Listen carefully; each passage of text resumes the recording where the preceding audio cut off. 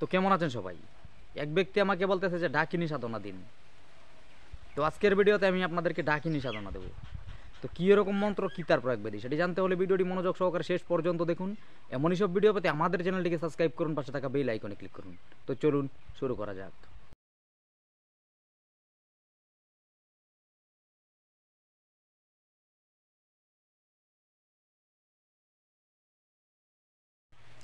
তো দেখুন, কথা হচ্ছে ভূত প্রেত জিনপরি অনেকে অনেক সাধনা করে অনেক কার্য সাধন করার জন্য। এবার এই ডাকিনী সাধনা তারাই করে যারা মানুষের ক্ষতি করতে চায় বা মানুষের ক্ষতিই করে। এই সাধনা দ্বারা কোনো ভালো কিছু করা যায় না। এবার কথা হচ্ছে, আজকের ভিডিওতে আমি যেই সাধনার কথা বলতে চাচ্ছি, এটা করার পর আপনার কিছুদিনের ভিতরে আপনার আশেপাশের লোক জানতে পেরে যাবে, বুঝতে পেরে যাবে যে আপনি এই সাধনা করেছেন। কেননা উলুদুনি দেওয়ার পর, সন্ধ্যা বাতি দেওয়ার পর রাত্রিবেলা এই শক্তি আপনার সামনে প্রকট হবে, প্রতিদিন আপনার সঙ্গে চলাফেরা করবে। এবার ধীরে ধীরে এটা লোকের চোখে পড়ে যাবে, দেখতে পাবে সবাই যেটা কী জিনিস।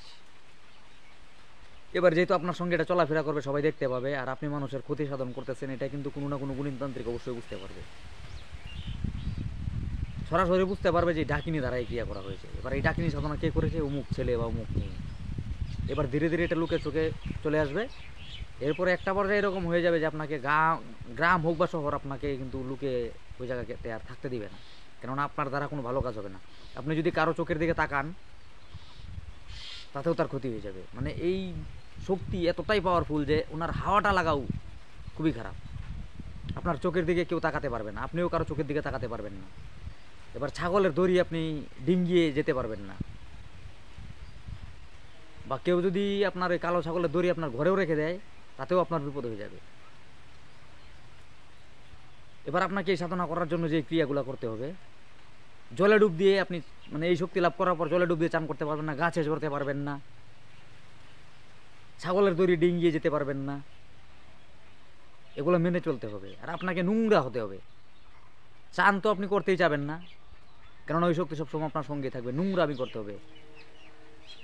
আপনি টয়লেট করবেন, তারপর আপনার হাত পা ধুতে ইচ্ছা করবে না, ভীষণ নোংরা হতে হবে আপনাকে, পিচাসের থেকেও ওদম। খাওয়া দাওয়া করার পর আপনি মাছ খান, মাংস খান, আপনার হাত ধুতে ইচ্ছা করবে না। আমি নিজে দেখেছি, এক ব্যক্তি করেছিল এই সাধনা। এবার অনেকে বলতে পারে যে আপনি কি করে জানলেন? ভাই, আমি নিজে দেখেছি। আমার গুরুদেব একটা কথা বলেছে যে যা না দেখিবে নিজ নয়নে, বিশ্বাস না করিবে গুরু বচনে। আমার নিজের চোখের দেখা। এতটাই নোংরা হবেন আপনি, মানে বলার বাইরে। আপনার শরীর থেকে গন্ধ ছাড়বে, লোকে বুঝতে পারবে যে এই ছেলে কিছু একটা করেছে বা এই মেয়ে কিছু একটা করেছে। ধীরে ধীরে এই যে শক্তির কথা আজকে আমি আপনাদেরকে বলতে যাচ্ছি, ধীরে ধীরে লোকের চোখে আসবে এই শক্তি, সবাই দেখতে পাবে এই শক্তিকে। এবার অনেকে বলতে পারে যে সাধনা করলে শুধু ওই সাধকই দেখতে পায়, অন্য ব্যক্তি দেখতে পায় না। কিছু কিছু জিনিস এরকম আছে যে সাধক ছাড়াও আশেপাশের লোকও দেখতে পায়। আর এই শক্তি এরকমই যে সবাই দেখতে পাবে, ধীরে ধীরে বুঝতে পারবে যে ওনার সঙ্গে চলতেছে একটা নারী, সবাই দেখতে পাবে এই শক্তিকে। তো এই সাধনা করার জন্য আপনাকে জোগাড় করতে হবে দুটি শুকনা মাছ। অমাবস্যা রাত্রিবেলা, শনি অথবা মঙ্গলবার দিন যেদিন অমাবস্যা পড়বে, সকালবেলা আপনাকে দুটা শুকনা মাছ জোগাড় করতে হবে। আপনি মাছ মাংস খান, মদ খান। আগেকার দিনে যারা এই আদিবাসী সম্প্রদায়, তারাই এই সাধনা বেশি করতো। চুলাই মদ, যেটা আদিবাসী বাড়িতে পাওয়া যায়, এটার প্রতি মানে বেশি আসক্ত হয়ে যায় এই সাধনা করার পর। এই চুলাই মদ আপনাকে খেতে হবে, অথবা মদ তো খেতেই হবে আপনাকে এই সাধনা করতে গেলে। মাংস টাংস খেয়ে যাবেন, নোংরামি করে যাবেন, হাত পা ধুবেন না, চান দান করবেন না। এবার এই অমাবস্যা দিন রাত্রেবেলা যাবেন আপনি 3 রাস্তার মোড়ে, 5 কালারের ডাল নিয়ে যাবেন সঙ্গে, আর দুটা শুকনা মাছ, দুটি মাটির সরা, ধূপকাঠি জেলে তেলের বাতি জ্বালাবেন, সরিষার তেলের। এবার করবেন কি, ওই আপনি শুকনা মাছ আনলেন, দুটা মাটির সরা আনলেন, 5 কালারের 5 ধরনের ডাল নিয়ে আসলেন কিনে, শনিবার অথবা মঙ্গলবার দিন, এই অমাবস্যা দিন সকালবেলা এই সমস্ত জিনিস আপনি জোগাড় করবেন। এবারে রাত্রিবেলা আপনি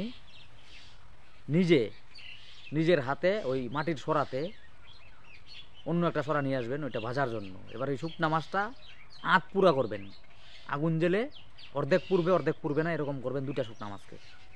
এবার এই 5 ধরনের ডাল যে আপনি আনলেন, ওই ডালটাকে মাটির সরাতে অল্প ভেজে নেবেন, আদা ভাজা যেটাকে বলে।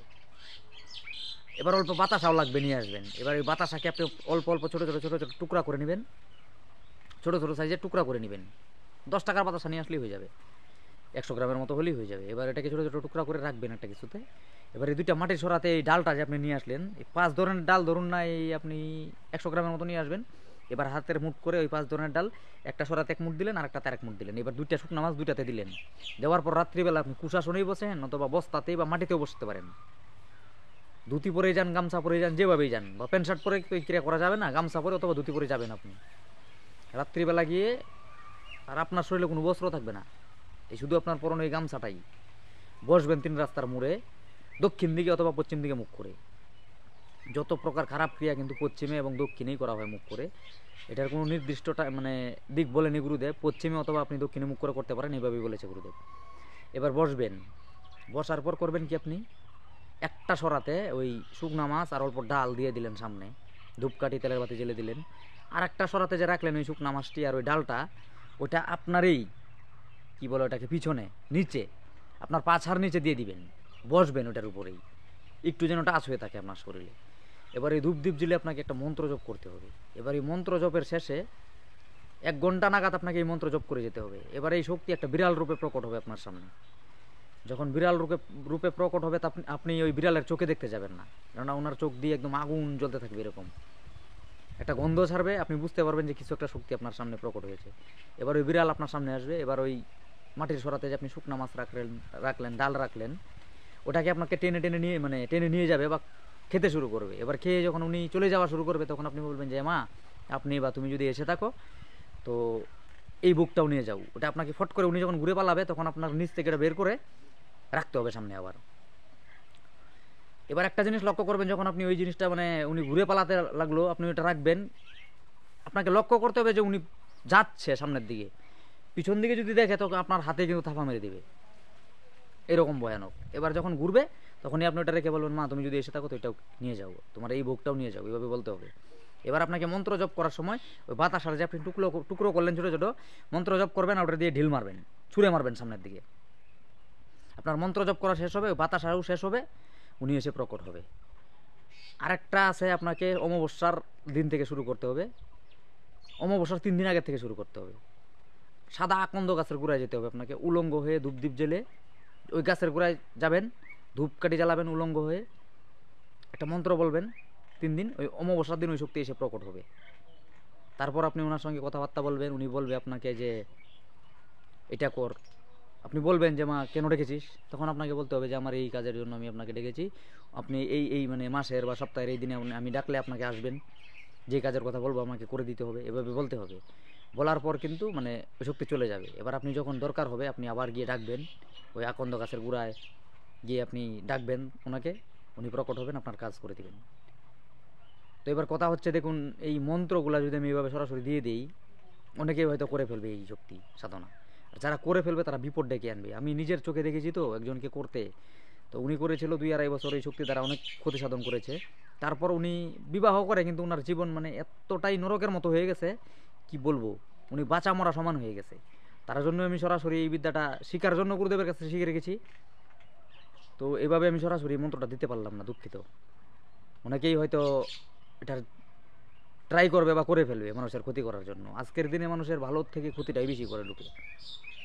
আর আমি চেষ্টা করি মানুষের ভালো করার জন্য। কোনো ভালো সাধনা, কোনো দেবদেবতার সাধনা যদি কারো দরকার হয়, সেটা কমেন্ট করে বলবেন, অবশ্যই দিয়ে দিব। ভিডিওটি যদি ভালো লাগে একটি লাইক করে যাবেন। ভিডিওটি শেষ পর্যন্ত দেখার জন্য ধন্যবাদ।